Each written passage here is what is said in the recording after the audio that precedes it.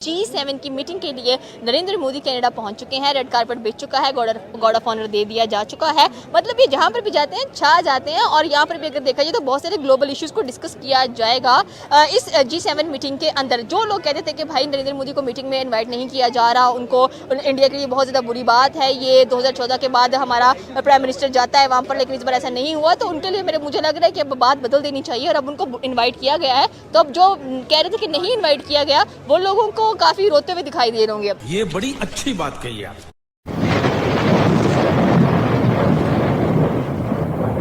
नहीं, वो बात आपकी बिल्कुल ठीक है कि मतलब अब दुनिया की जो है वो एक अच्छी इकोनॉमी वाला मुल्क है, तो ऑब्वियसली वो वहाँ पे जो है उन्होंने जाना था और वहाँ पे जो भी मामला जो होने थे उनके, वो एक मतलब एक अमीर मुल्क है और तरक्की याफ्ता मुल्क के वो जो उसकी दौड़ में है शामिल हो रहा है, तो उन्होंने उसके लिए उसे बुलाना था। वो तो अंडरस्टूड सी बात थी। बाकी वो जो मर्ज़ी कर लें, जिधर मर्ज़ी चले जाएँ, जैसे मर्ज़ी कर लें। G7 की बजाय जाके बेशक ट्रम्प के गोटो गिड्डो में बैठ जाएं, जाके होना फिर भी कुछ भी नहीं है। क्यों नहीं होना? मतलब देखिए, हम तो कह रहे थे कि भाई उसके बाद उनकी इकोनॉमी में काफ़ी उतार चढ़ाव आ जाएगा, उनका डिफेंस सिस्टम देख लें भाई। कह लें कि F-35 एंड SU-57 अमेरिका से ख़रीदने वाले हैं। और हम जो कह रहे थे कि हमारे जो चीफ ऑफ आर्मी स्टाफ हैं, जो फील्ड मार्शल हैं, उनको इन्वाइट किया है US ने स्पेशली, वो भी सामने खबरें आ रही है कि इन्वाइट ही नहीं किया गया हुआ। तो फिर उनको तो चले फिर भी इन्वाइट किया जा रहा है जगह के ऊपर। नहीं, बिल्कुल देखें, इनवाइट किया जा रहा है। वो जिस वजह से इनवाइट किया जा रहा है वो है इंटरनेशनल जो कॉन्फ्रेंसी है, जो थ्योरी है उसके मुताबिक। मतलब अब जो ईरान और इजराइल का मामला चल रहे हैं, उन्हें उस साइड पे, यूरोप वाली साइड, वो यहाँ पे कोई मुल्क तो चाहिए ना जिसकी वजह जिसकी प्ली लेके वो अटैक करेंगे, क्योंकि पाकिस्तान तो फुली सपोर्ट नहीं करेगा। मुस्लिम ब्रदर है, पाकिस्तान भी मुस्लिम कंट्री है, ईरान भी मुस्लिम कंट्री है। और रही बात आपकी, अगर वो तैयार होंगी, वो F-35 ले लें, कुछ भी ले लें। मेरा पहले भी एक ही बयानिया था, अभी भी एक बयानिया है कि टेक्नोलॉजी जितनी मर्जी अच्छी ले लें, उसको चलाने वाला बंदा चाहिए, जो पीछे जो दिमाग है वो बैठा होगा, तो वो चलाएगा टेक्नोलॉजी। टेक्नोलॉजी से कुछ नहीं होता, उसके पीछे चलाना आना चाहिए उन्हें बेहतर है कि F-35 लेने की बजाय फ्रांस वाली कंपनी से रब्ता करें कि राफेल अच्छी तरह चलाना सीख लें पहले। जो ग्लोबल इश्यूज़ हैं उन पर डिस्कशन करते हैं कि ग्लोबल इश्यूज़ में पॉवर्टी भी आ जाती है, ठीक है, वो भी आपको नज़र आती है। क्लाइमेट चेंजेस बहुत ज़्यादा नज़र आ रही हैं हम लोगों को, तो इस पर डिस्कशन करने के लिए स्पेशली कह लेंगे पीएम मोदी को भी वहाँ पर इन्वाइट किया गया है। तो क्या सोल्यूशंस निकलेंगे इन चीज़ों के? क्या ग्लोबल वार्मिंग को कंट्रोल करने की कुछ चीज़ें नज़र आएंगी हम लोगों को? यहाँ कह लें कि जो पॉवर्टी है, या जो डिफरेंसेस आ रहे हैं, या जो वॉर्स चल रहे हैं, स्पेशली काफ़ी डिस्टर्बेंस हुआ है।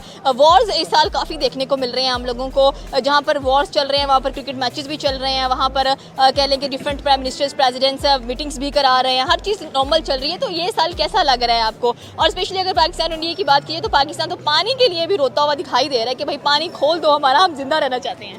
नहीं, ऐसी कोई बात नहीं है। पाकिस्तान पानी के लिए कोई नहीं। पाकिस्तान में जितना पानी मौजूद है ना, वो बहुत ज़्यादा है, क्योंकि इतना पानी है कि हम अपने घर में वॉशरूम बना सकते हैं, ठीक है। तो वो मसला नहीं है पानी का, और पानी वो इशू नहीं है। वो इंटरनेशनली लॉ जो है, वो जो सिंतास मुआहदा है, उसकी अगर वायलेशन होगी तो वो डिफरेंट कंट्रीज जो उसके अंदर इन्वॉल्व हैं वो इसके अंदर आएंगी। लेकिन वो अभी वो मसला नहीं है। मसला जो ये है, जो क्लाइमेट चेंज हो रही है और जो बाकी मामला हो रहे हैं, ऑब्वियसली उसको डिस्कस करना है। 1/3 दुनिया की पॉपुलेशन है, सेकंड नंबर पे, आई थिंक अब तो फर्स्ट नंबर पे मोस्ट पॉपुलेटेड कंट्री है इंडिया।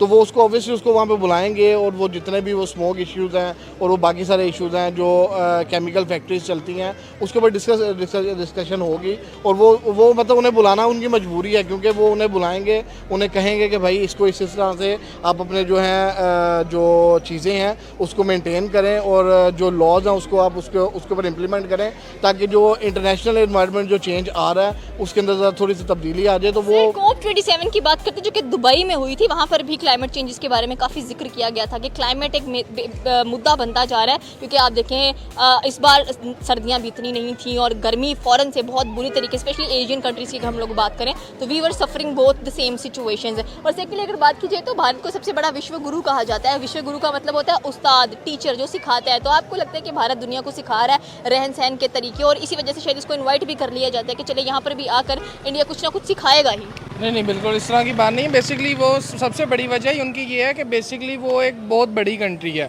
ठीक है, उनका इकोनॉमी सिस्टम बहुत स्ट्रॉन्ग है, तो उन्होंने आज नहीं तो कल नहीं तो परसों उनको बुलाना ज़रूर था। उसमें ये नहीं है कि किसी का ऑनर है या इस तरह वाली बात नहीं है। वो एक बड़ी कंट्री है, उसका जो है वो इंफ्रास्ट्रक्चर उतना बड़ा, तो उन्होंने उनको बुलाना ही बुलाना था डिस्कशन के लिए। बुलाते हैं क्योंकि इकोनॉमी बहुत स्टेबल नजर आ रही है, चौथी बड़ी इकोनॉमी है, उसके बाद उनकी पॉपुलेशन बहुत ज़्यादा है एंड हर कोई चाहता है कि इंडिया जाए और पैसा कमाए, ये मेन बात है। बिल्कुल इसी तरह है। अब जैसे तो वहाँ के जो बिजनेसमैन हैं वो बहुत बड़े हैं, वहाँ का नॉर्मल पीपल जो एक इन्वेस्टमेंट कर रहा है उसकी इन्वेस्टमेंट एक पाकिस्तान में एक वेल नाउन बिजनेसमैन से ज़्यादा बड़ी है उसकी इन्वेस्टमेंट। अच्छा ठीक है। तो दोस्तों ये था पाकिस्तानी पब्लिक का रिएक्शन और आपने वीडियो में देखा नहीं, ये पाकिस्तानी जाहिल इंडिया और मोदी जी से कितने जलते हैं और ये जलते ही रहेंगे और तो कुछ भी नहीं कर सकते। दोस्तों जब मोदी जी को G7 का इनविटेशन नहीं मिला था तब तो ये बहुत हवा में उछल रहे थे और कहते थे कि अब मोदी जी का अंत आने वाला है और इंडिया की फॉरेन पॉलिसी भी फेल हो गई है। लेकिन जब कनाडा ने G7 का इनविटेशन भेजा तो इनकी हवा निकल गई और अब जलने लगे हैं, क्योंकि पाकिस्तानी पीएम का तो दुनिया में कोई नाम भी नहीं लेते। पूरी दुनिया को पता है कि पाकिस्तानी पीएम तो सिर्फ भीख मांगने के लिए फॉरेन कंट्री में जाते हैं, वरना आर्मी की परमिशन के बिना तो हिल भी नहीं सकते। और दोस्तों ये पाकिस्तानी जाहिल हर जगह पे इस्लाम को घुसाने लगे हैं, लेकिन कोई भी इस्लामिक कंट्री इनको लोन भी नहीं देते। तो बस दोस्तों आज के वीडियो में इतना ही। ये था पाकिस्तानी पब्लिक का रिएक्शन। अगर आपको ये वीडियो पसंद आया है तो वीडियो को लाइक शेयर कर दीजिए और चैनल को सब्सक्राइब करना मत भूलिए। थैंक यू, मिलते हैं नेक्स्ट वीडियो में।